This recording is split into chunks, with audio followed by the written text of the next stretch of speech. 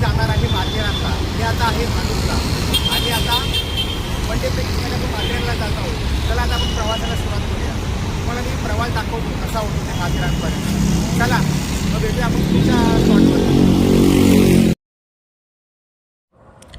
मित्रांनो, आता दुपारचे वाजले आहेत 2 आणि मी नेरळला पोचलो आहे. पण नेरळला न थांबता आपण दस्तुरी नाकापर्यंत प्रवास चालू ठेवणार आहोत. नेरळ ते दस्तुरी नाका हा रस्ता माथेरान या थंड हवेच्या ठिकाणी जाण्यासाठीचा मुख्य घाट मार्ग आहे. नेरळ ते दस्तुरी नाका हे अंतर साधारणपणे 9 किलोमीटर आहे. हा एक घाट रस्ता असून तो वळणावळणाचा आणि चढणीचा आहे. नेरळ रेल्वे स्थानकाबाहेरून दस्तुरी नाक्यापर्यंत जाण्यासाठी शेअर टॅक्सी उपलब्ध असतात. टॅक्सीने हा प्रवास करण्यासाठी सुमारे 25 ते 30 मिनिटे लागतात. हा दस्तुरी नाक्यापर्यंतचा घाट रस्ता वळणावळणाचा आणि निसर्गरम्य आहे. काही पर्यटक मध्येच काही स्पॉटवर निसर्गाचा आस्वाद घेत मौजमजा करत थांबलेले असतात.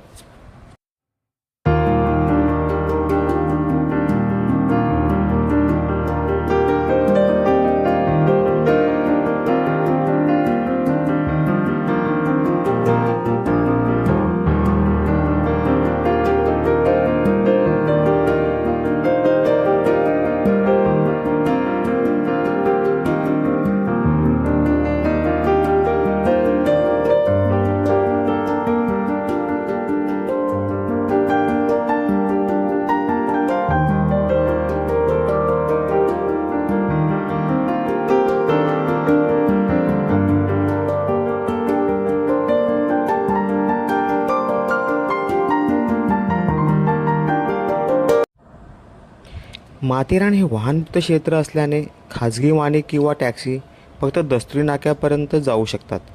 तिथे वाहने उभी करण्यासाठी मोठी पार्किंग व्यवस्था उपलब्ध आहे. बाईक्ससाठी साधारण 50 ते 60 रुपये प्रतिदिवस शुल्क आकारले जाते, तर 4 चाकी वाहनासाठी साधारण 150 ते 200 रुपये प्रतिदिवस शुल्क आकारले जाते.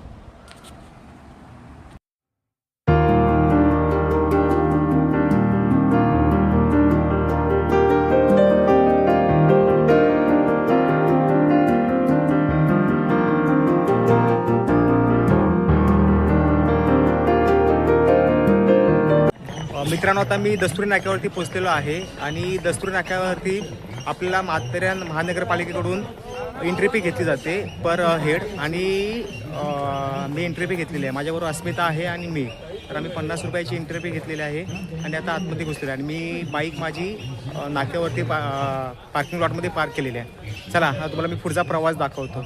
आणि इथपर्यंत यायला मला भांडूपवरनं बाईकने कमीत कमी 2 तास लागले आणि हा प्रवास 70 किलोमीटरचा होता. आपल्याला इथे यायचं असेल तर आपण नेरळ स्टेशनवरनं देखील टॉय ट्रेनने येऊ शकता आणि टॉय ट्रेनचा रेट असेल 150 ते 170 किंवा टॉय ट्रेन नसेल तर आपण टॅक्सीने देखील येऊ शकतो आणि टॅक्सीला पर हेड 100 रुपये लागतात आणि येण्याचा रस्ता पूर्णपणे वळणावळणाचा आणि चढण्याचा आहे. चला आता पुढे आपल्याला किती पॉईंट बघायला भेटत ते काही माहिती नाही, बघू आपण मग.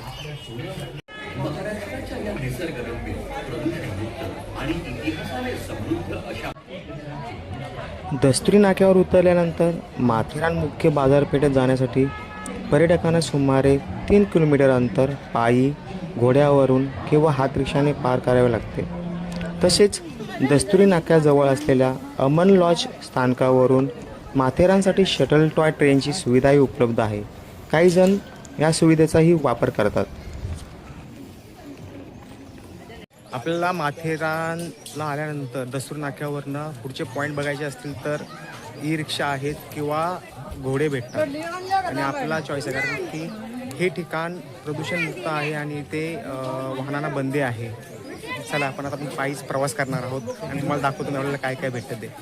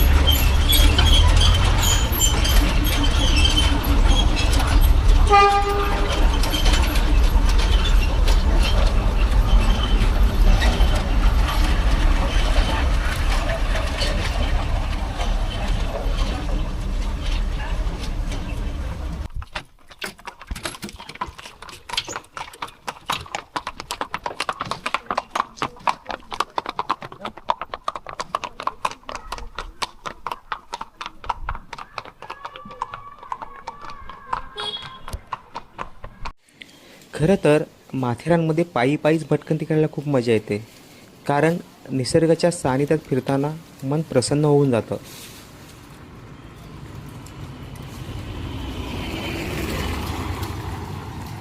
माथेरानमध्ये फिरण्याची खूप मजा येते. आता मी जाणार आहे खंडाळा पॉईंटकडे. चला मग आपण बघूया खंडाळा पॉईंटकडे आपल्याला काय बघायला भेटतं ते.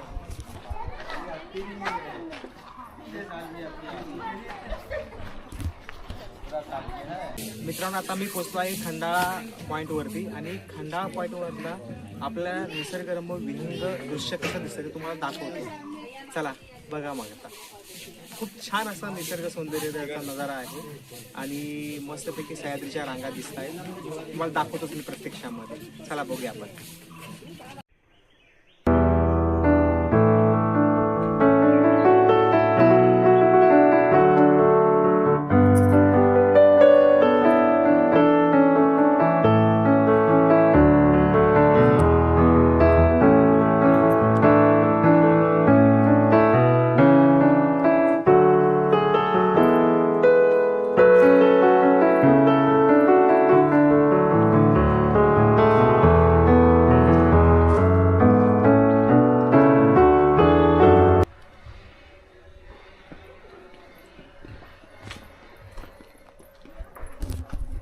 चला आता आपण जाऊया शार्लोट लेककडे.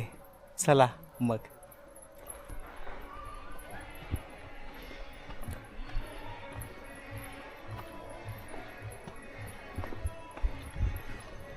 माथेरानमध्ये बरेचसे पर्यटक एका पॉईंटवरून दुसऱ्या पॉईंटकडे फिरत असतात.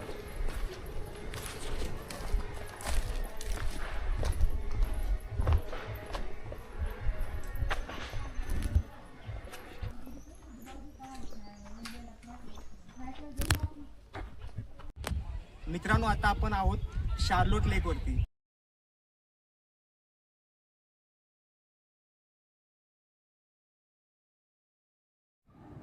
शार्लोट लेक हे माथेरानमधील मुख्य पाण्याचे स्रोत असून सभोवतालच्या घनदाट झाडीमुळे हे अतिशय नयनरम्य दिसते.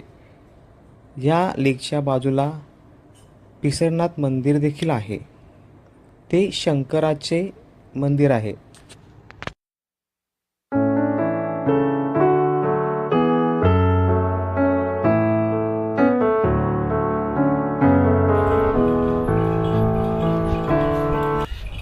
शार्लोट लेक इथे थोडा वेळ घालवल्यानंतर माझा प्रवास पिसरनाथ महादेव मंदिराच्या दिशेने सुरू झाला आणि काही मिनिटातच मी मंदिराशेजारी येऊन पोचलो.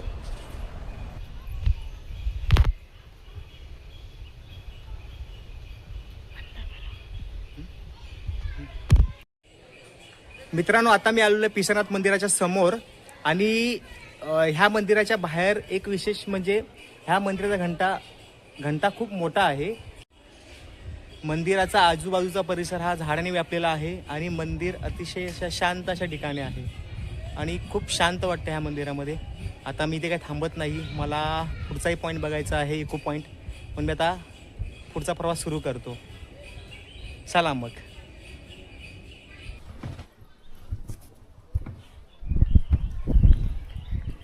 मित्रांनो, आता मी आलेलो आहे सिलिया पॉईंटवरती आणि सिलिया पॉईंटवरून आपल्याला खाली दरी दिसते आणि धुकं दिसतात.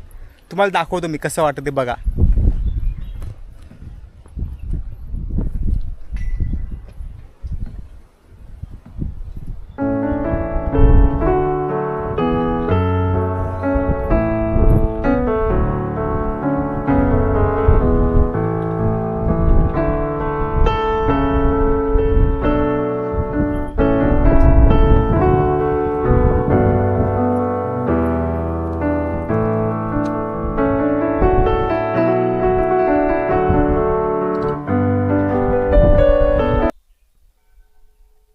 मित्रांनो, आता 5:15 वाजलेले आहेत आणि सिलिया पॉईंट झाल्यानंतर मी आता चाललेलो आहे इको पॉईंटकडे. बघू, इको पॉईंट करून एका दुसरा पॉईंट करेन आणि मग परतीचा प्रवास सुरू करूया, कारण की आता वेळ पण खूप होत चाललेली आहे.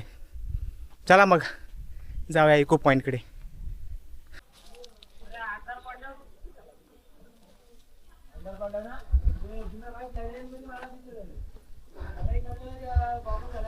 आता इको पॉईंटकडे चाललेलो आहे.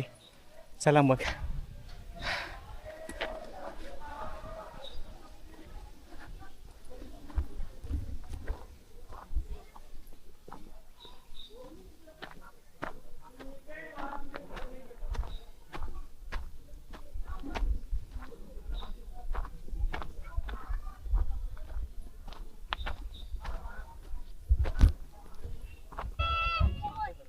आता मित्रांनो मी इको पॉइंट वरती आलेलो आहे.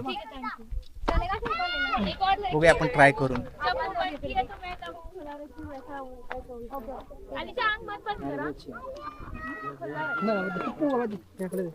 जय शिवराय.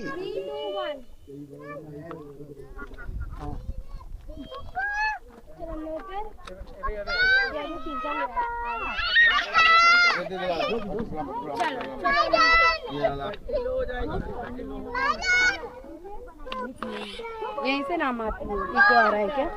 बुलाओ. मेरे को नहीं पसंद है, आप बुलाओ. बोलना ना.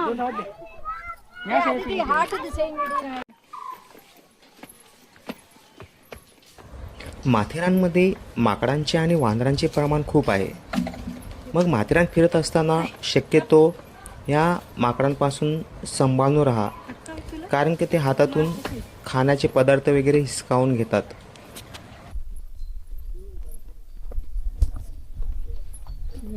आपण माथेरानला समजा फिरण्यासाठी येत असाल तर वानरांपासून सावध राहा, कारण की वानरं हातातनं मोबाईल वगैरे हिसकावण्याचा प्रयत्न करतात.